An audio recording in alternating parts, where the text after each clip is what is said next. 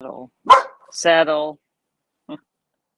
Good morning, everybody. Welcome to Swahili Sunday. And if you're listening after the fact, thank you so much for tuning in. I have a little indigo barking over in the background. I don't know what she's barking at, but that's dogs for you.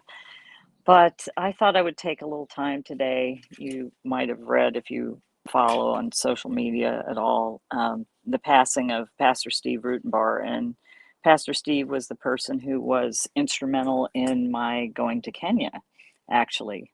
And I thought it would be a perfect uh, place to talk about him out here in my garden sanctuary and just to share a little bit of my thoughts on Pastor Steve. And if you are on the newsletter, and I think it's going to be on the blog if it hasn't already, I wrote a little bit about my story, and you've probably heard it before if you heard me talk about anything about how I went to Kenya.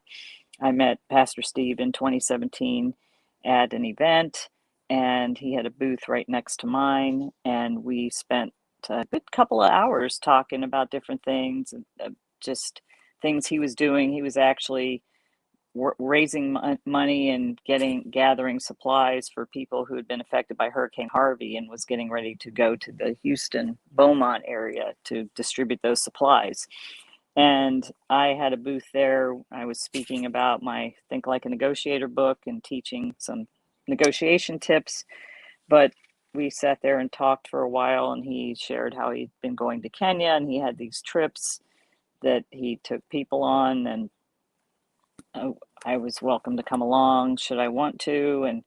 And I just remember it lighting something up in me. I didn't make a decision to go at that time, but I saw him at another event, and there he was sharing a video and talking more about Kenya, and I it I really felt strongly in my spirit to go. And it's interesting when you look back, there's a lot of things that almost prevented me from going.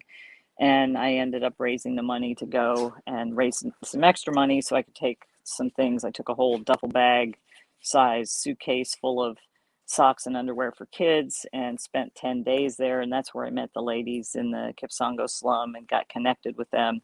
And that's how Baskets and Beads got started. I brought back half a suitcase of beads to sell with my book when I was speaking.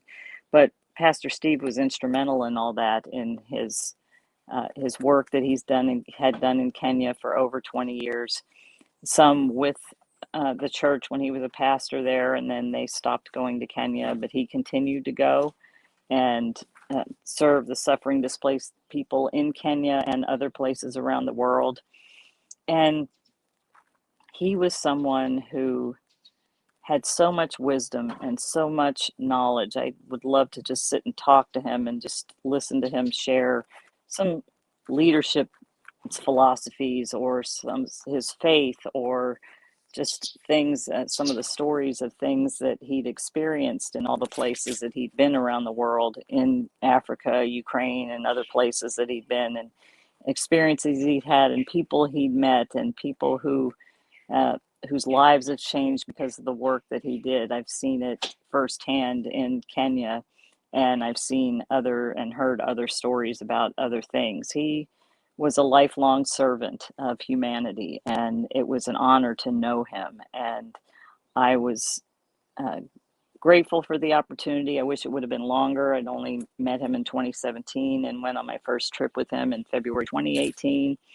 And then uh, connected with him sometimes here, but always in Kenya, and went back several times with him on trips. And then I've been on my own several times, but always going on trips. And I remember the second trip I went, I was still doing my speaking business. So I went for about 3 weeks, and it was wonderful.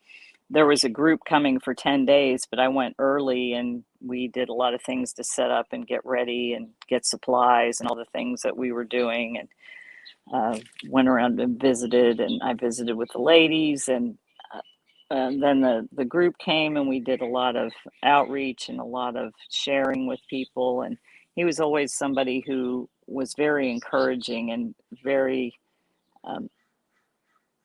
very willing to let you walk in whatever God called you to do. And I just, I was just very grateful to have the opportunity to spend time with him and to learn from him. I wish it could have been more time. He, when I saw the last time I saw him was in May timeframe, right before when I went to Kenya, and he had been to Kenya and had a trip there and brought back some beads that I had ordered from the ladies, and so I met him to get the beads and had planned on when I came back visiting with him and talking about my trip.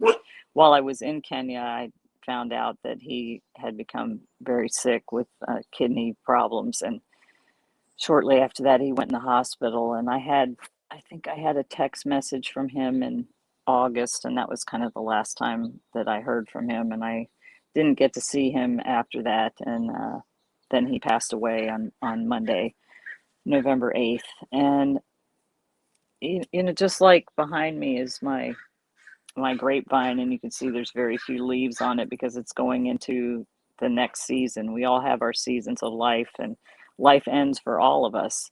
And those of us who are here left to mourn and miss the people that leave us. There's been so many people. I've had friends pass away over the last couple of years, and uh, family members. My uncle passed away a few years ago, and it's a part of life. It's a sad part of life, and we mourn for the sadness of missing those people. But for him, as a believer in Jesus, he has heard that voice of God saying, "Well done, good and faithful servant," because he lived a life of service, and he's an example for all of us. Service before self, I talk about this often, is an Air Force core value. Integrity first, service before self, excellence in all we do. Those are the three Air Force core values, and I still live by those today. And I think if each person would live a service before self life, putting serving others before the needs and interests of yourself, the rewards that you will have here on earth are so much more than if you simply serve yourself. I'm sure you've met somebody who's self-serving and they're just out for themselves. And even there are people who do quote unquote service, but really they're doing it for whatever it gets for themselves. Having a servant's heart and being of service to humanity, even if it's only one person. Maybe you can't do what I'm doing in Kenya, but you can serve somebody.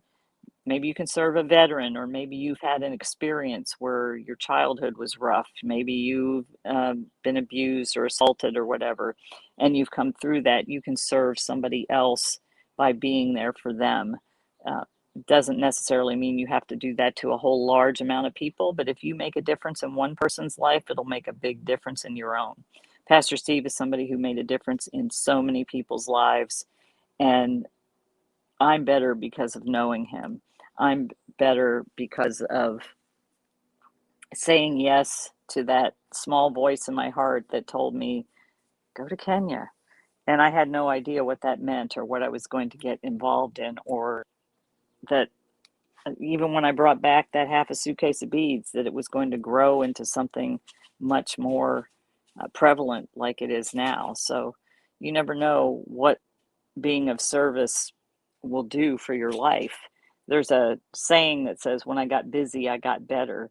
So people that are going through things and struggling and hurting about something, when you get busy, and that doesn't mean busy like just doing stuff, it's like busy being of service to other people, being helpful to somebody else, giving a hand to somebody else. And um, I think that's where we can make a difference, not only in somebody else's life, but it makes a difference in your own life too. It makes you feel like you've had some purpose or some small purpose in somebody else's life, something that will make a difference somewhere.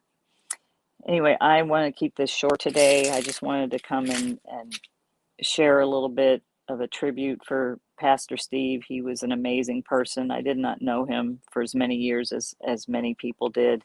There are people who've been traveling to Kenya with him for many more years than I did.